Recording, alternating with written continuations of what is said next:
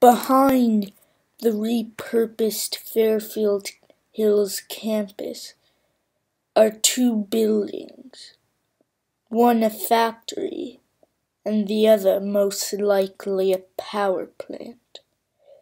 What was made in the factory is unknown today, and there isn't much information about it. But the building next to it was most likely a power plant with generators and everything. So I decide to take a look and check out those two abandoned buildings.